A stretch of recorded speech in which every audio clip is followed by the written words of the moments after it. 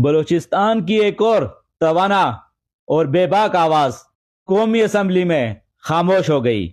سردار اختر جان Mengal senior قوم پرست رہنما، وہ بلوچستان نیشنل پارٹی کے رہنما، کئی مرتبہ رکن قومی اسمبلی اور رکن صوبائی اسمبلی منتخب ہوئے۔ وہ 19 بلوچستان اسمبلی کے رکن منتخب ہوئے اور بلوچستان کے وزیر اعلیٰ تھے۔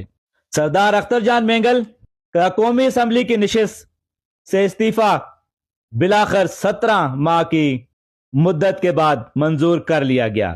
سردار اختر جان مینگل 8 فروری 2024 کو ہونے والے قومی الیکشن میں ضلع خضدار کے حلقہ NA 256 سے رکن قومی اسمبلی منتخب ہوئے تھے۔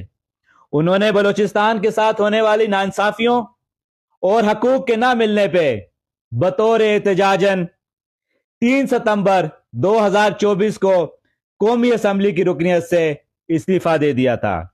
ان کے ساتھ سرکاری اور حکومتی شخصیات سردار اختر جان مینگل سے مذاکرات کرتے رہے، انہیں قائل کرنے کی کوشش کرتے رہے کہ وہ اپنا استعفیٰ واپس لے لیں، لیکن 17 ماہ کی طویل مدت کے بعد اچانک سے ان کا استعفیٰ منظور ہونا چی میں ندارہ کیا وجہ بنی؟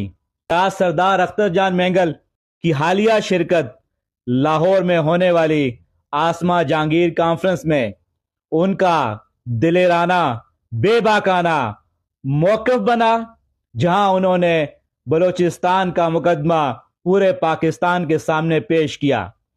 کیا ان کی یہ گستاخی ارباب اختیار کو ناگوار گزری؟